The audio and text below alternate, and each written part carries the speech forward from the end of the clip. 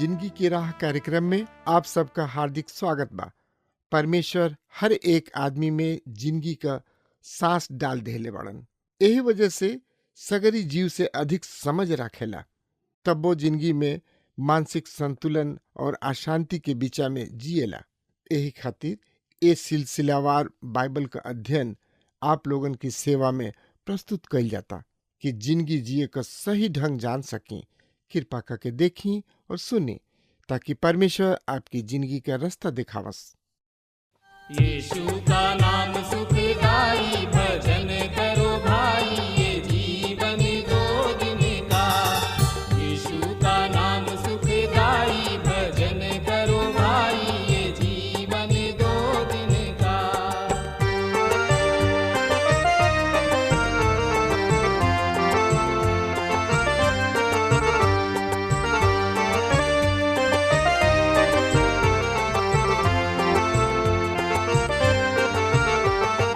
ई जिंदगी जैसे बहे बहरिया, ई जिंदगी जैसे बहे बहरिया, ई नहीं माँ उड़ी जाई, भजन करो भाई, ये जीवन दो दिन का। यीशु का नाम सुखदाई, भजन करो भाई, ये जीवन दो दिन का।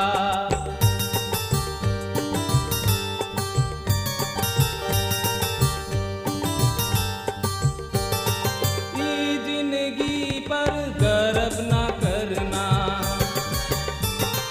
ई जिंदगी पर गर्व न करना, छाया समान ढली जाई, भजन करो भाई, ये जीवन दो दिन का।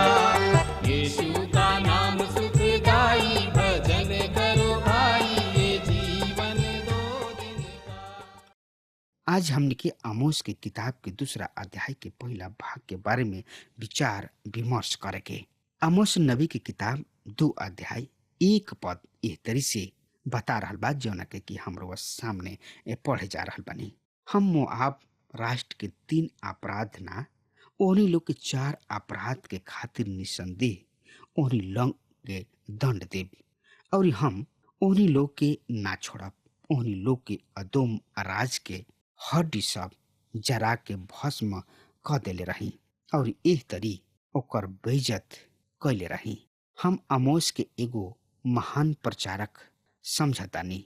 वो अपना तरीके केवल काहे कि शायद उनका बनावल गोला के बाद सांचा टूट गइल रहे, वो असाधारण व्याख्यान सब के उपयोग करत रहन। मुआब के 3 का वरन 4 अपराध के कारण यह उनका कहे के तरीका है कि वहाँ बहुत से अपराध रहे, पर हमेशा के तरी जिक्र करी है हम ओहनी लोग के दंड ना छोड़ब, काहे कि उ अदोम के राजा के हड्डी सब के जरा के चूना क दिहले। मोआब के विरुद्ध न्याय उनकर क्रोध पूर्ण बदला लेवे के भावना खातिर है। मोआबी सब युद्ध में अपना दुश्मन अर्थात एदोमी सब पर विजय प्राप्त कैले और उनकर राजा के मार डले। अतना ही ना, उ एदोम के राजा के हड्डी सब के जरा के चूना क दिहले। मुआबी सब अपना बदला लेवे के प्रवृत्ति के अति क दिहले। तब परमेश्वर यहाँ कहताने कि उ उनका खातिर ओहनी के न्याय करी है। आमोस नबी की किताब 2 अध्याय के 2 और 3 पद एह तरी से बता रहल बा, हम मोआब देश पर अग्नि प्रेषित करब, उ करियोत नगर के गढ़ सब के भस्म क दिए। मोआब राष्ट्र युद्ध के कोलाहल में, युद्ध घोष और नरसिंगा के आवाज में नष्ट हो जाई। हम ओनी के बीच से शासक सबके मिटा देव, शासक के साथ उच्च अधिकारी सबके भी बस क देव प्रभु के ई कहल ह। और ई मोआब हुल्लड़ से भर जाई, अर्थात उ एगो असली धमाका के साथ बहरी जाई हैं और ई राष्ट्र खत्म हो जाई। ई घमंडी राष्ट्र बाद में नबुकदनेस्सर के हाथ समाप्त हो गई और तब से रउआ कबो मुआबी सब के ना देखले होखब। पर का ई आश्चर्य के बात नहीं खे कि इहे विधर्मी मुआबी से बहुत बरिस पहले एगो सभ्य प्रिय एवं सुघर लड़की रूत पैदा भइल, जबकि बाद में मुआब के मेहरारू भइल। उनकर कहानी बाइबल के अति प्रिय किताब में से एगो में बखान बा। रूत ओह वंशावली कहई जौन की प्रभु यीशु मसीह के ओर ले जाता। रूत मोआब देश में आयल रही।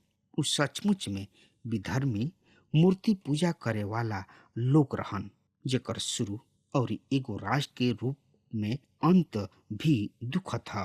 पर रूत के कहानी प्रकट करता कि एगो विश्वासी के जिंदगी में परमेश्वर के अनुग्रह का कर सकता यदि एगो विश्वासी ओकरा के करे दिहते।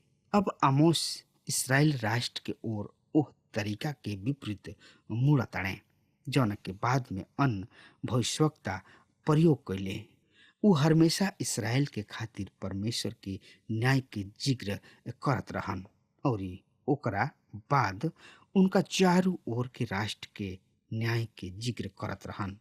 पर आमोस एह अन्य राष्ट्र के पहले कैले रहन और जब वो इसराइल के ओर मुड़ताड़े जेकरा विरुद्ध परमेश्वर के न्याय सबसे बड़ होई, ओकरा खातिर न्याय के सबसे बड़ होखे के कारण एकदम साफ बा। विशेष अधिकार हमेशा उत्तरदायित्व के पैदा करता। जौना अधिक प्रकाश रुआ किने बा उतना ही अधिक रुआ परमेश्वर के प्रति उत्तरदायी बानी। हम समझतानी कि उ लोग जे बाइबल के अस्वीकार कैले और परमेश्वर के वचन के एकदम ना सुनेलन, ओकरा से अधिक रुआ और हम परमेश्वर के उत्तरदायी हैं जा। हम अक्सर हमरा चारों ओर के ये राष्ट्र के न्याय में बैठल पसंद करीना। पर का रुआ कबो विशाल उत्तरदायित्व के बारे में सोचले बानी जौन की रुआ और हमरा किने परमेश्वर के वचन के होके के विशेष अधिकार या सुविधा के कारण है। हम ओ सत्य पर सीखी बघाई न कि हमरा किने बाइबल बा। पर महत्वपूर्ण बात बा श्रोता, परमेश्वर के वचन के हमनी के अपना व्यक्तिगत आज्ञाकारिता और हम एकरा के दूसरा तक पहुंचाए में कुछ मदद करतानी या ना। जैसे कि आमोस चारों ओर के राष्ट्र के तरफ से मुड़ले तो परमेश्वर लोगन के पाप सबके ले ले। उ यहूदा से अर्थात दक्षिणी राज से शुरू करताने जहाँ से वो खुद भी आयल रहन। आमोस 2:4 एह तरी से बता रहल बा। प्रभु एह तरी कहताने, हम यहूदा प्रदेश के 3 अपराध ना ओहनी के 4 अपराध के खातिर पक्का जाना ओहनी के दंड देव। हम ओहनी लोग के ना छोड़ब। ओकर निवासी प्रभु के व्यवस्था के ठुकरा दिले, जैसे ओहनी लोग के पूर्वज झूठ देवता सब के अनुसरण कैले रहन वही तरी ओहनी लोग ऐसन कैले बाणे और ओहनी लोग के झूठ मूठ देवता सब ओहनी लोग के भटका दिले। यहोवा परमेश्वर एह तरी से कहताणे, यहूदा के 3 का वरन 4 अपराध सब के कारण हम ओहनी लोग के दंड दे। परमेश्वर बहुत से अपराध सब के गिनती कर सकताणे जौन के ओहनी लोग दोषी रहन। पर यहाँ मूल अपराध बा ओहनी लोग यहोवा परमेश्वर के व्यवस्था के तुच्छ जानले और उनकर विधि सब के ना मानले और आपन झूठ मूठ देवता सब के कारण जेकरा पीछे ओहनी लोग के पुरानिया चलत फिरत रहले ओहनी लोग भटक गइल रहन। ई बहुत ही खराब बात रहे जौन यशायाह, यिर्मयाह और यहेजकेल भविष्यवक्ता सब के कहला में कुछ पन न लागल। उ ई की परमेश्वर दक्षिणी राज के न्याय करी है। उ ओहनी लोग के न्याय कौना तरी से करी है। ओहनी लोग परमेश्वर के तुच्छ जानले। यहूदा के पास परमेश्वर के व्यवस्था रहे और ओहनी लोग ओकरा के ना मनले, ना ही जानले, ना ही बुझले। उन लोग किने यरूशलेम में मंदिर भी रहे। ऐसे परमेश्वर अब उन लोग की न्याय व्यवस्था के अनुसार ही करी है। करवा ध्यान दिले बानी कि परमेश्वर एह अन्य राष्ट्र में से कौनो के न्याय ओ आधार पर ना कोले। तू ओहनी लोग के न्याय निश्चित विशेष पाप के खातिर कइल गइल, जौन की प्राकृतिक मानव आम ह या सामान्य ह। काहे कि एह अन्य राष्ट्र के पास परमेश्वर की व्यवस्था ना रहे। इससे ओहनी लोग के न्याय परमेश्वर की व्यवस्था के अनुसार ना भइल। आमोस नबी की किताब 2 अध्याय के 5 पद एह तरी से बता रहल बा, हम यहूदा प्रदेश पर अग्नि बरसाई, ऊ यरूशलेम नगर के गढ़ा सबके भस्म क दिहे। मित्र, जैसे कि अन्य भविष्यवक्ता करले, वैसे ही आमोस बार बार जिक्र करताने कि यहाँ आग के द्वारा न्याय हुई। जब नबूकदनेस्सर शहर के विरुद्ध अइले त ऊ पूरा तरी से यरूशलेम के जरा के राख क दिहले। वहाँ पत्थर सब के सिवा कुछ भी ना बाचल रहे। वो विशेष क्षेत्र में पत्थर सब के प्रचुरता है। याद राखी कि आमोस उत्तरी राज के बेतल में ये सब प्रदेश के दे रहल बने। उ राज के प्रार्थना घर में बोल रहल बने। 10 उत्तरी गोत्र और 2 गो दक्षिणी गोत्र सब के लोग उस समय में एक दूसरे के साथ युद्ध में रहन। कई मौका पर वो संधि कैलन, पर वो केवल भय के कारण और आम शत्रु के विरुद्ध एक साथ खड़ा रहे के जरूरी के खातिर रहे। अधिकांश समय में वो शत्रु रहन। इससे जब आमोस दक्षिणी राज के विरुद्ध न्याय के आपन संदेश के दिहले तो वहाँ उपस्थित हर एगो तथा वस्तु कहले उ सहमत भइले कि परमेश्वर के यरूशलेम और यहूदा के न्याय करे के चाही। पर उत्तरी राज के बारे में का कहे के बा? पद 6 में से शुरू करत वो उत्तरी राज से कही है, बेतेल उ शहर है जहाँ राजा के उपासना कल जात रहे और ई शक्ति राजा के प्रार्थना घर में कहत रहले। आमोस घर के नियरा आ रहल बने। उ हस्तक्षेप करे शुरू कर रहल बने। उ ओह मंडली सभा के पाप के बारे में कहे जा रहल बने जौन की उनका सामने रहे। अब उनकर भाषण उत्तरी राज के पाप सब के बारे में रहे। उनका किने भी परमेश्वर के व्यवस्था रहे और वो परमेश्वर के आज्ञा सब में प्रशिक्षित कइल गइल रहन। आमोस नबी की किताब 2 अध्याय के 6 पद में प्रभु एह तरी कहताने, हम इस्राएल प्रदेश के 3 गो अपराध सब के ना ओहनी के 4 अपराध सब के खातिर निसंदेह ओहनी लोग के सजा देव, यानी कि दंड देव। हम ओहनी लोग के ना छोड़ब। इस्राएल प्रदेश के निवासी चांदी सब के सिक्का में निरपराध आदमी के केवल एक ही जोड़ी जूता के बदले गरीब के बेच देले। आमोस एह तरी कहताने, हम प्रभु के बता दी कि व्यक्तिगत रूप से हम कबो ई महसूस ना कोई कि हम प्रवचन मंच पर होके बोले के अधिकार बा।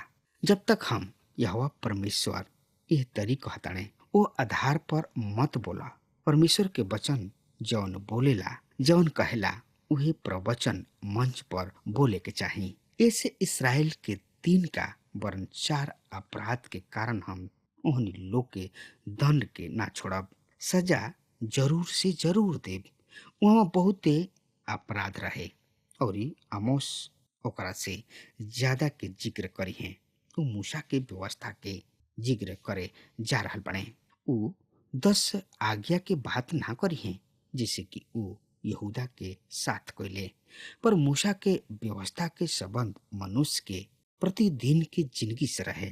काहे कि उ निर्दोष के रुपया के खातिर और दरिद्र के एक जोड़ी जूता के खातिर बेच डलले बने। उत्तर के 10 गोत्र के पास मूसा के व्यवस्था रहे, पर उ अपना चारों ओर के राष्ट्र सब के तरी ही पाप करत रहले। ए तथ्य के सच्चाई ई बाकी जौना लोगन के परमेश्वर ओह देश से बहरी निकलले रहन, ऊ वही पाप के खातिर दोषी रहले जौना के अब इसराइल करत रहले। सबसे पहले हमरा किने यहाँ गरीब सबके साथ दुर्व्यवहार है। रुआ पाइप की आमोस के पास गरीब सब के बारे में कहे के खातिर बहुत कुछ बा। आमोस 4 अध्याय के पढ़ब जा त हे बसान के गाय ई वचन सुना। तोहनी लोग जौन की समरिया के पहाड़ पर बाढ़, जौन की कंगाल पर अन्हार करेला और दरिद्र सब के कुछ डालेलू और अपना अपना मरद से कहलू ले आओ हम पीही। आमोस नबी की किताब 5 अध्याय 11 पद में। फिर आमोस के सुनी तोहन लोग जौन की कंगाल सब के लताड़ेला। ई बात के दर्शावल गइल बा। भविष्यवक्ता के अध्याय में हम बार बार देखिना कि गरीब सब के न्याय ना मिलेला और ना ही उनका साथ सही व्यवहार हुई जब तक कि यह पृथ्वी पर प्रभु यीशु मसीह शासन ना करिहे। गरीब सबके एकमात्र आशा प्रभु यीशु मसीह में ही बा।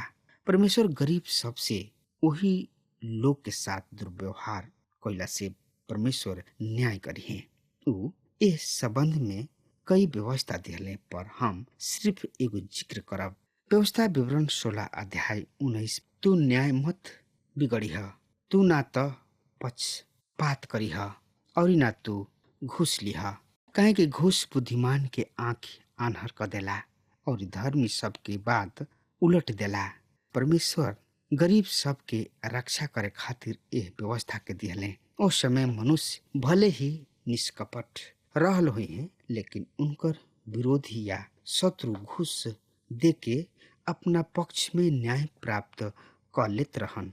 एकर प्रचलन आज भी कायम बा। कई परिवर्तन भइल। ई प्रचलन जस के तस बा। आज गरीब सब के खातिर न्याय पावल कठिन बा जब पैसा ही न्याय हो गइल बा। आमोस ओ समय के बहुत उपयुक्त समस्या के बारे में कहत रहन और गरीब निर्दोष होत भी कष्ट सहत रहन। आमोस नबी की किताब 2 अध्याय 7 में लिखल गइल बा। उ जमीन के धोरी पर गरीब सब के सिर के रौन देलन। उ सीधा साधा आदमी के उनका राह से फेर दिले। पिता और पुत्र दोनों एक ही कन्या के साथ संभोग करले। ए तरी हमरा पवित्र नाम के अपवित्र क देले बाने। उ कंगाल के सिर पर के धूर के भी लालच करले। हमरा विचार से एकर अर्थ है कि उ स्वार्थी, लालची, धनी, न्याय कुढ़त रहन कि गरीब के शोक करे में अपना कपार पर डाले खातिर काफी धूल है। हमार विश्वास करी कि इहे हमने के दिन के लालच या लालसा और आधुनिक प्रतिमा पूजन है। परमेश्वर ओहनी लोग के खातिर राष्ट्र सब के न्याय करलन और नम्र लोगन के राह से हटा देले। नम्र लोगन के न्याय ना मिलत रहे। काहे कि उ अपना बात के व्यक्त ना कर पावत रहले। एगो पुराना कहावत सच ही बा कि बिना रोले बच्चा के दूध ना मिलेला। नम्र लोग आज पृथ्वी के उत्तराधिकारी ना हवे। ई उनका द्वारा अधिकार में लिहल गइल बा या ढीठ या बेअदब ह और जौन कुछ उ प्राप्त कर सकत रहन हथिया लेत रहन। इसराइल में गरीब और नम्र लोग के न्याय ना मिलत रहे और ना ही आज इस संसार में कहीं वो न्याय पावलन। और बाप बेटा दोनों एक ही कुंवारी के पास जाले जौना से हमरा पवित्र नाम के अपवित्र ठहरावले। अब हमार समय खत्म हो रहा बा। आज्ञा दी। परमेश्वर के बहुते बहुते आशीष देस। आमीन। हमके विश्वास बा कि ई कार्यक्रम आप सब खातिर फायदेमंद सिद्ध भइल हुई। अगर आप सबके लगे बाइबल से चाहे आपकी निजी जिंदगी से कोनो सवाल होके चाहे कोनो समस्या खातिर प्रार्थना करावे चाहतनी तो हमारी फोन नंबर पर जरूर संपर्क करें और आज का दिन आप खातिर सुखद बना।